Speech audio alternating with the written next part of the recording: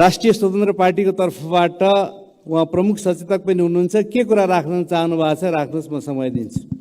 सम्मानित सभामुख महोदय, नागरिकता नेपालको राजनीतिक समस्या हो। नागरिकता नेपालको राजनीतिक समस्या हो। यो समस्याले विशेष गरी मधेसका धेरै जनता पीडित भएका छन् भन्ने कुरो हाम्रो जानकारीमा छ। राष्ट्रिय स्वतन्त्र पार्टीले हिजो विगतमा सरकारमा रहँदाखेरि हामीले सरकारको नीति तथा कार्यक्रममा पनि साझा न्यूनतम कार्यक्रममा पनि यो विषय राखेका थियौँ।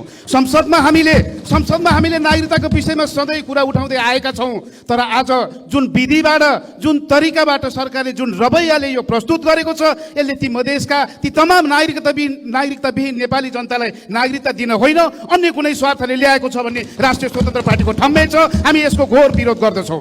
सम्माननीय सभामुख महोदय, हो नागरिकता पाउनुपर्छ, यो राज्यको दायित्व हो। आज हामीले पनि केही अध्ययन गरेका छौँ।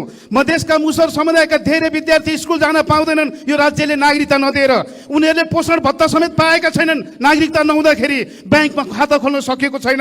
राज्यले आफ्नो दायित्वबाट विमुख हुने, हिजो लामो समयसम्म राजनीति गरिरहेका राजनीतिक पार्टीहरू आफ्नो दायित्वबाट पर जाने अनि यो सार्वभौम संसदमा आएको, यो व्यथिति विरुद्ध आएको राष्ट्रिय स्वतन्त्र पार्टीले यो कर्मको हामी भारी बोक्ने छैनौँ। हाम्रो यसको समर्थन छैन।